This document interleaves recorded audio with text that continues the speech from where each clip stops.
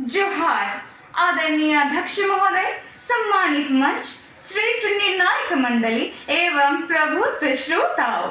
आज मैं प्रेरणा कुमारी वर्मा छात्र संसद का प्रतिनिधित्व करते हुए सरिया कॉलेज सरिया की ओर से एक राष्ट्र एक चुनाव के पक्ष में अपने विचार प्रस्तुत करूंगी।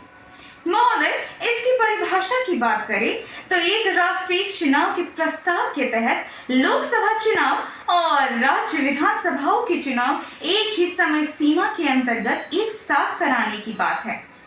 मैं आपको याद दिलाते चलूं कि हमारा देश जब आजाद हुआ था तो ये लोकतांत्रिक और प्रजातांत्रिक भारत देश सबसे पहले एक राष्ट्र एक चुनाव के ढांचे पर ही खड़ा हुआ, जो 1967 तक बना रहा।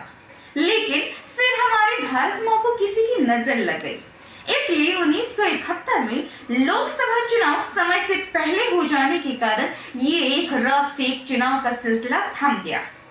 अगर चुनावी खर्चों की बढ़ोतरी की बात करें तो जहां 2014 में 4000 करोड़ की खर्च आई थी, वहीं ये 2019 में लोकसभा चुनाव करवाने के लिए चुनाव आयोग द्वारा खर्च राशि 10,000 करोड़ से भी पार हो गई।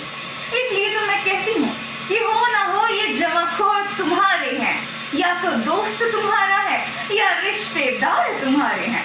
अरे विपक्षी दल तो पुत्र मोह का दोषी है, जो जमाखोरों का मालिक है वो घोटाले का दोषी है।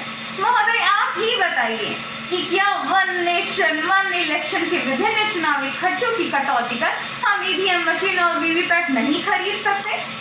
अरे 2015 के इलेक्शन कमीशन की रिपोर्ट की माने तो हमारे देश में एक राष्ट्र एक चुनाव करवाना फिर से संभव है, अगर पहला संवैधानिक समस्याओं में संशोधन हो जाए, दूसरा लोक प्रतिनिधित्व अधिनियम 1981 में संशोधन हो जाए, तीसरा ईवीएम मशीन और वीवीपैट की मात्रा प्राप्त हो जाए, और चौथा अगर पैरामिलिट्री फोर्सेस की उपलब्धि हो जाए तो इसी देश इसी वतन और इसी राष्ट्र में एक चुनाव करवाना मुमकिन है।